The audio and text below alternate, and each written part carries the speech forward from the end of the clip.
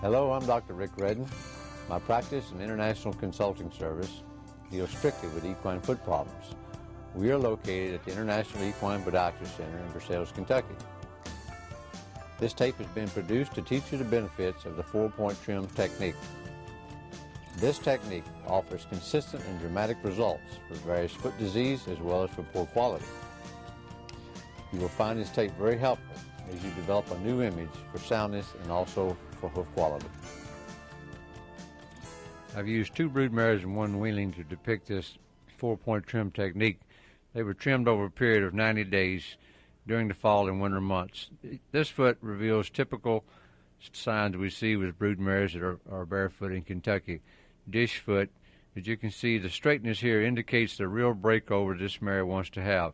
You push a line straight through the pin to the bottom of the ground. That would be normal rotation. Looking at the side view, I like to see the coronary band have a slope that would end up running approximately to the back of the knee. The bottom of the foot, as you see, we have the quarters are naturally broken out, and the toe wants to be broken out. So this tells us how we want to trim these feet. Go to the toe, push the toe over, use a low profile with the rasp. I'm dragging the breakover back. As you notice, the breakover is coming back to the pillar. The breakover will be approximately 3/4 to 1 inch in front of the point of the frog on most all feet. As you can see, it's a straight line perpendicular to the axis of the frog. Remember, the rasp is a very low profile. I'm not dragging the toe back. Go to the quarter, you drag the quarter out, lowering it ever so slightly. Use the edge of the rasp, not the flat of the rasp. Make a radius, leave a round radius, a smooth radius, just as you would in woodworking on all ground surfaces, and you'll prevent peeling and cracking. The pillars have been pointed out. Go back to the rasp, round your toe very nicely. As you can see, you still have horn surface, but it's not on the ground. The toe will not bear weight on the ground surface. Take the knife, remove the sole, and touch the white line. We're going to refer to this white line as the yellow line from this point on in this tape because it is yellow, not white. So you notice there's almost a full thickness split or fissure into this yellow line. There's another one off to about 1 o'clock. It's these fissures that let bacteria enter by way of moisture into the sensitive areas of the foot, creating abscesses and indirect puncture wounds. Look at the toe. Lay the rasp across the toe. Make sure your pillars are loaded. Make sure the quarters are unloaded. This allows the foot to be loaded only on the 4 pillars and the base of the frog. This is a very natural appearance of feet that you'll find in the wild that are getting along very well without us. Next foot, touch the heels very lightly. Examine the toe for those black spots. This is a reason that we do this 4-point technique. The hemorrhage indicates the pathology going on in this toe on a daily basis. Push the breakover back. Bring that breakover back to within 3/4 to 1 inch of the point of the frog. Use a knife. Trim the yellow line, which happens to be red in this case, trying to remove as much of that as possible and relieving it from all trauma. Check your foot once again for the proper loading points.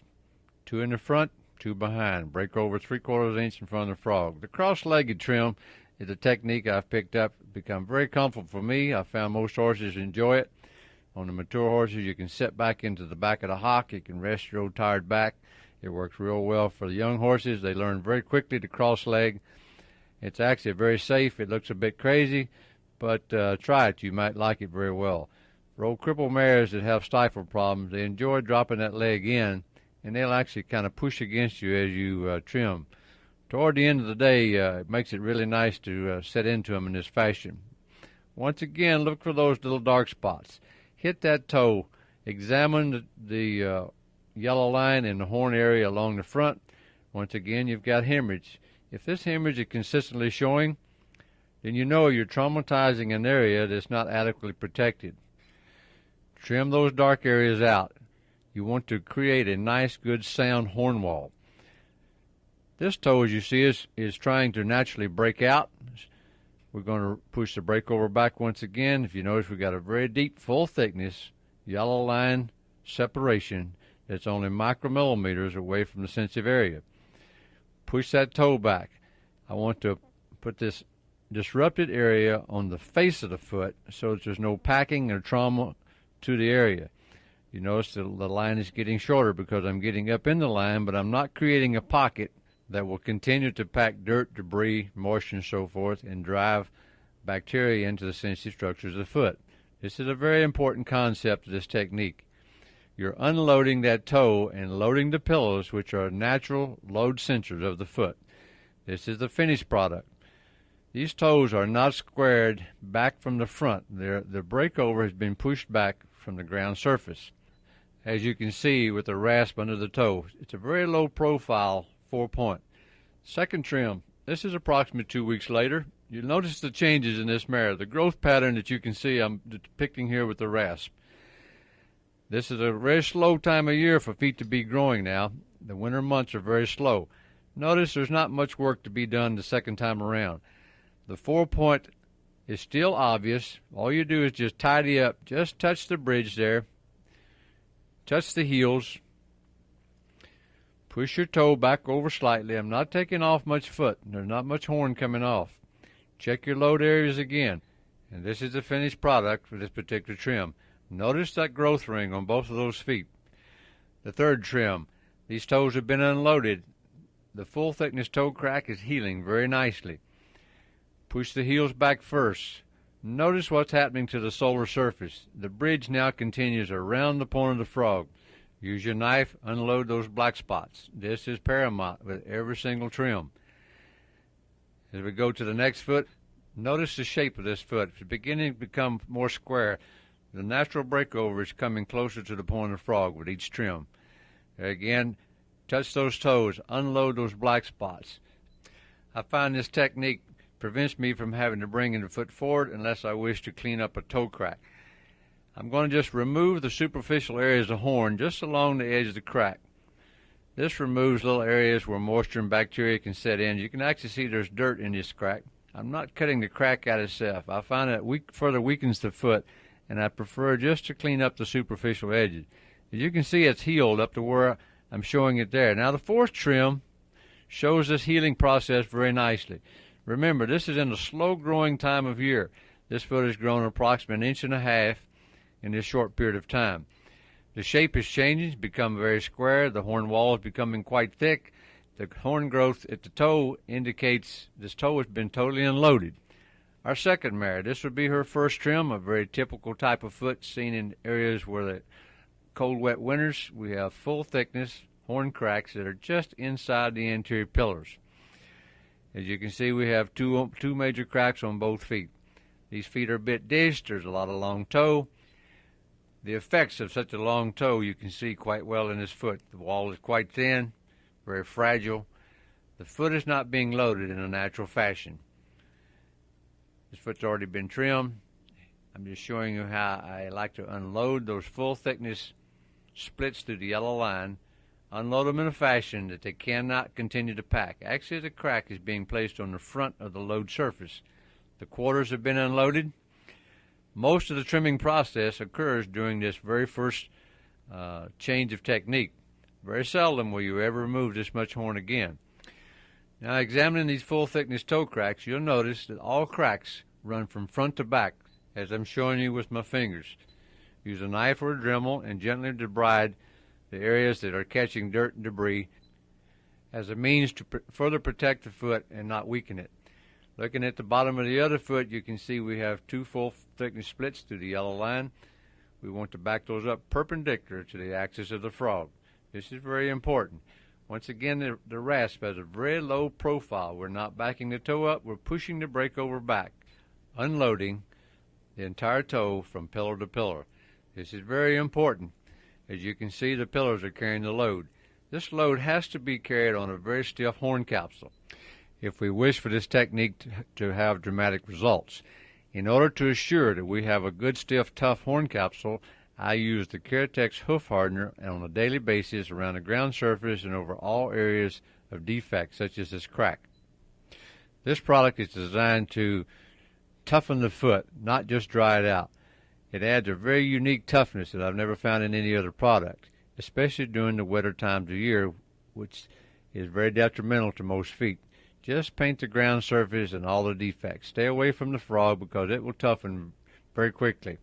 Looking at the second trim on this mare, note the horn growth and response we have. Note the appearance of the bottom of the foot. We have a tougher, rounder appearance, becoming a bit square. As you can see, the horn walls begin to thicken. Here I've already trimmed the foot, this being the finished product. Note the horn response. We still have shallow cracks, but the major full thickness part of that crack is healing very nicely. The ground surface of this third trim, it's a very quick trim, not much work to be done. Touch that yellow line. We've still got some old hemorrhage begin to work down. Continue to unload that toe. Push the brake over back. Very little work has to be done to these feet at this stage of the program. The fourth trim. Notice the horn response, the tough durability of those feet. Notice that hind foot even back there. All that high gloss sheen is very natural. If you see that, you can also feel it. This indicates a good, tough, durable foot, and that's what we're after. The ground surface, once again, a tough foot is becoming self-maintaining. The toe still shows your 4-point effect. Very little to be done. The frog doesn't have to be touched. It's optional where you even touch that apex. The finished job is just rounded up slightly, maintaining my 4 points of loading. This is the weanling, the very first trim. As you can see, we have a very disrupted horn capsule, a crown that grows down the front of both feet, quite typically seen, and it's not a desirable shape, but it creates some problems for us. As you can see, it's an arrow-headed shaped foot. Once again, we're going to push those heels back to the widest part of the frog, get some bit of radius on our quarters, start pushing that toe back. With young horses, of course, the 4-point has to be done with moderation. You can't push it back as hard as you do with a mature horse, but the same technique exactly. Unload the toe, load those pillows, trim all the disrupted areas so they end up being on a non-load surface. This prevents the packing and coarse gravels. Be very careful at this point with young horses because the sensitive structures are quite close and you can get into them. This is where the Keratex hardener becomes very valuable because it toughens this area very quickly. Looking at the bottom of the other foot, you notice these quarters are trying to break out in a very natural fashion. Examine the rest of the foot for broken areas of disruption. All this tells the history. It tells us this foot is not being loaded properly. Once again, the 4-point works very nicely. Unload those quarters. Make sure they're not carrying any load whatsoever. Unload your toe. Load those pillows. Just touch your frog in such a fashion it doesn't catch a lot of debris along the bottom sulcus.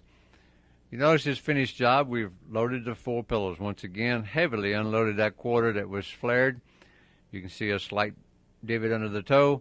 This is not a square toe, mind you, it's a square breakover. You'll notice the changes we'll see now with the second trim. The accelerated growth pattern we see with this baby is very typical, even in the months that the foot doesn't grow very quick. Just push the heels back a little around the toes, accentuate the 4-point, drag your quarters out a little, unload your sole and yellow line. Very quick. Once these feet reach their maximum mass and balance, there's very, very little work to be done. There's not much horn removal. Once again, the radius that you leave on these quarters will help you prevent a lot of chipping and peeling. Then you go to the toe, touch it one last time to make sure you've got what you want. Unload it ever so slightly, load those pillows. There's your finished product. This is not unsightly. Now as we go to the third trim on this particular baby, you notice we have a tremendous change of texture and durability. We've got more horn wall on the ground. The walls begin to thicken. I've just touched the frogs up a bit because it's been very wet. You can see it's quite soft. We go to a hind foot. It's a bit out of focus there. Apologize for that. This is real time you're seeing. You see we have horn wall protecting that yellow zone or the white line all the way around. I reach across, a hind leg, cross leg trim. The other foot looks basically the same way. And we've been 3 weeks since this foal's been touched. He's been out in the mud. He's been painted with the Keratex hardener almost every day, just around the ground surface margin. This foot is quickly becoming self-maintaining. Very little work has to be done at this stage. This is the point that this program becomes very economical, as it doesn't take very long to trim feet that have reached their maximum mass and balance. Now this is the front foot left on this weanling. The time you're seeing here is actual trim time that I've spent on this baby. We've trimmed approximately 20 of them an hour, not having to rush and watch him walk both ways. Your program becomes very efficient at this stage. You notice here I've just put just a slight little rub on this toe. I'm not real happy with it. I'm trying to get rid of that crown appearance. This is something we'll have to stay after on this type foot for a long time. And even when she's mature, this baby will have a foot much like that. This is your fourth trim. As you can see, we have a lot of horn growth. There's been a lot of mass. The ring that you can see just above the ground surface is where we started 90 days ago. Both feet are very sound. They're developing the very heavy wings, characteristically seen with this technique. These wings are necessary in the beginning of the program to help create that heavy pillar system in the front. And I feel it's this heavy wing that pushes the heel back and strengthens your quarters. At this stage, though, I'll start controlling the wings. I drag them back ever so slightly. Just unload the quarters a little heavier. I drag them back as I bring my 4-point back. People that do not like wings whatsoever cannot deal with this particular appearance because they feel wings are detrimental. But this is not a flare. This is a heavy wing. It's actually creating strength to the wall, giving a thickness of horn and shape to the quarters. I feel it's this part of the foot that becomes weak with a mature horse that allows a lot of these heels to run forward. If you can strengthen that area, invariably you can have a stronger heel. The old saying, no foot, no horse, should be no heel, no horse. Because if you can develop a strong, heavy heel, you'll definitely have a stronger foot. Continue to accentuate your 4-point technique. But you notice it's much less severe at this stage. I touch those bars just very easily on top to keep them from breaking out. If they're real heavy, the occasion will break through and cause some soreness that you can avoid. If you notice, I'm on a cross-legged trim this baby. These foals are just like mature horses. You reach across and get them very easy. I found that if I touch that off foot before the near foot hits the ground, it's much, much easier to get along with these guys. Before you laugh too hard, I want you to try this technique along, and I think you'll find it not only is a time saver, but it's very comfortable. Here again, I'm just showing some more points. This technique is not a show and tell. It's something that must grow on. You must learn to observe the effects of the trim and know how to put your own little music to this song. Roll those quarters. Leave a nice smooth radius. If you want to prevent peeling, you've got to roll those radiuses nice and smooth. End up touching my toe. I'm actually allowing my rasp to tell me what I want to do. My eye is watching my rasp, of course, but I'm using my hands to dictate the very next move. This is very important. If you were to suddenly become blind, could you trim a horse? That's what I ask myself every day. This is the finished trim. As you notice, there's a lot of change in the shape of these feet over the last 3 months. What is the goals that we're after? What's the image we want to see?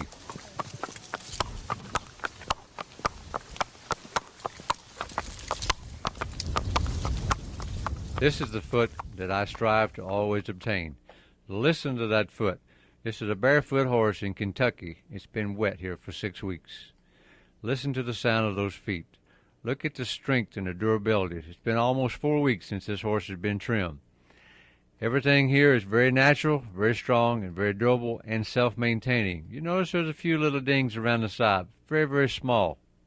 Look at the gloss, the shiny, hard texture that you have on this foot. You can feel with your hand without seeing it.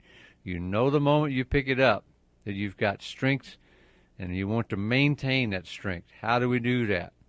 The subtle 4-point trim can go on any horse and not be offensive to the eye. This horse has carried the 4-point for some time, and as soon as that little dark spot that you can see on the white foot is out, the 4-point will no longer be employed. You do not have to continue the 4-point unless you have signs of deterioration, loss of balance, changing of mass, loss of strength. Note the conformation. Point of breakover is approximately 1.25 inches in front of the point of that frog.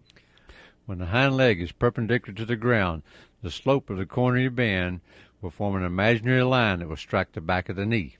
This natural slope is often overlooked and creates a multitude of problems. The durability and the strength of these feet is readily apparent in their sound.